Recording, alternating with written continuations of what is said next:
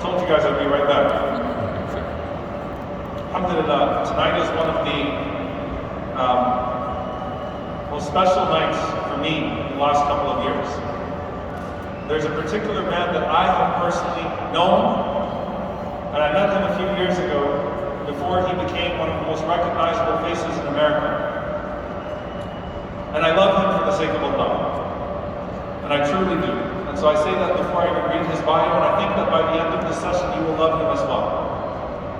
Dr. Yusef Salaam was just 15 years old when his life was upended after being wrongfully convicted with 4 other boys in the Central Park jogger case. In 2002, after the young men spent years of their lives behind bars, their sentences were overturned. Now known as the Exonerated Five, their story has been documented in the award-winning film, The Central Park Five, and of course the series, When They See Us. Over the past 2 decades, Yusef has become a family man, a father, a poet, an activist, and an inspiration. And he continues to use his platform to educate the public about the impact of mass incarceration and police brutality rooted in our justice system. He has been honored with a Lifetime Achievement Award from President Obama, amongst other honors. And you have seen him on the stages of multiple award ceremonies. Please watch this short video about Dr. Yusef Salaam, and then we will bring him out, inshallah ta'ala.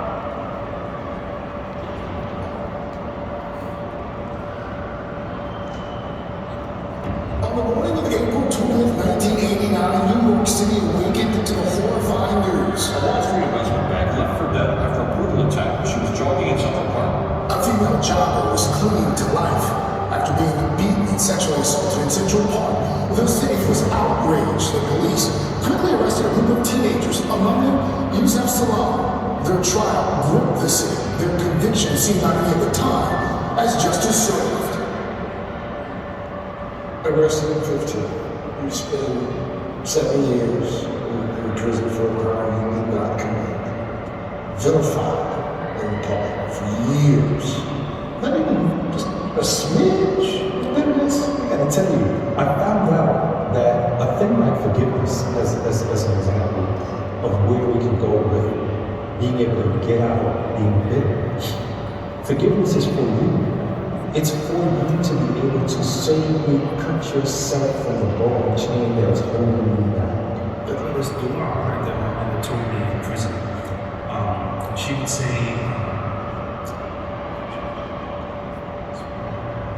say, "Allahumma kalimatina min sharri." I invoke the perfect words of Allah to protect us against the evil that may come from the sky or earth, against the tests of night and day. In the name of Allah, gracious and merciful. You think part of your purpose in life was going to prison for a crime you've committed? Absolutely. Every year, dear brothers and sisters, we have a Confident Muslim Award named after Muhammad Ali, the Yaqeen Institute Muhammad Ali Confident Muslim Award. Typically, we give this award at our annual banquet in Dallas, but alhamdulillah, tonight we do this at MAS, inshallah ta'ala. So please help me in welcoming our 2021 Muhammad Ali Confident Muslim of the Year, Dr. Yusef Salaam.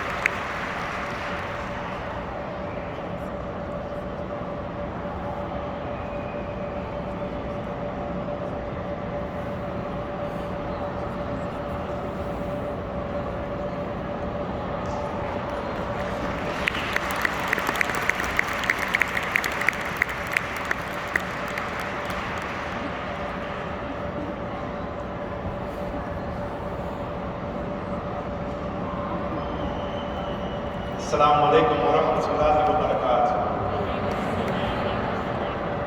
I am honored and thankful to be standing here in front of you today. I grew up in a time when the system believed that we were guilty because of the color of our skin. They paraded us in front of the people and made the people believe that our mothers and our fathers had given birth to what was amounted to be the scum of the earth. But what they didn't contend with was the plan of Allah. They say that man plans and God plans, and surely God is the best of planners. I look at the Central Park Jogger case as a love story between God and his people. I call it that because this same system that tried to convict us became the criminal system of injustice for me. But Allah used this case, the Central Park Jogger case, to place the whole system on trial and to topple it. The system put us in prison and they buried us, but they forgot that we were citizens. And instead of a social death, we were able to emerge like the phoenix from the ashes. Because just like they built the fire to consume us, they forgot the owner of the heat. Allah allowed the prison to be cool and safe. I was able to go into the prison and study. I was able to go into the prison and learn. My first 5 years there, they made me the imam of the young people that was there.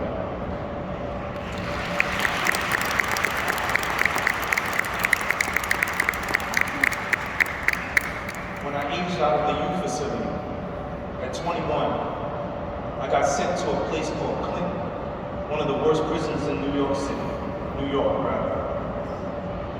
While I was there, they wanted me to be the naive of the community. This was after they named me the Qadi for a year and a half. Every position that I was in, having been given the worst label that you could go to prison for, that of rape, Allah allowed me to be in a place of safety. Allah allowed me to be restored in my honor. And Allah blessed me to be binded to this faith. My mother and my father, after I was born, we know the traditions. They observed me for 7 days. And on the 7th day, they brought me in front of the people. And they said my name was to be known as Yusef Idris Salaam. I never knew what that meant. I got to prison and an officer asked me, who was I? And I said, I'm Yusef Salaam, one of the guys they accused of raping the Central Park Jogger, but I didn't do it. And he said, I know that. I've been watching you. You're not supposed to be here. Why are you here? Who are you? I found out that not only does Yusef define my whole story, but Yusef in English is the equivalent to the prophet Joseph. But that still doesn't define what Yusef means. As I searched to find a definition of what this name that my mother had given me, I found that Yusef meant God will increase. I found that Idris means the teacher. I found that Fa'adl, Allah is the most just, with justice. And of course, everyone knows Salaam is peace. I was in prison when I found out the meaning of my name for the first time. And I was floored. The beauty that this story would take and the shape it would go on even to this day and beyond. I'm continuously humbled and thankful to be alive, but more importantly, I'm so thankful to be able to call myself Muslim, to have been born witness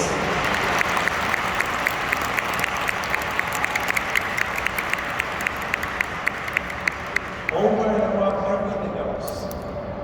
We won a lawsuit, they gave us a few $1 million. I came home from prison and my faculties were still intact. I still had a mind, but over and above that, I had the shahada. Ashhadu an la ilaha illallah wa wahdahu la sharika lahu.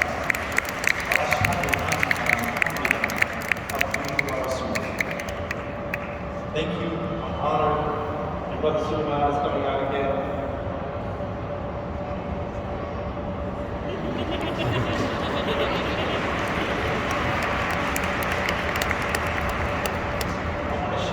I want to share a poem.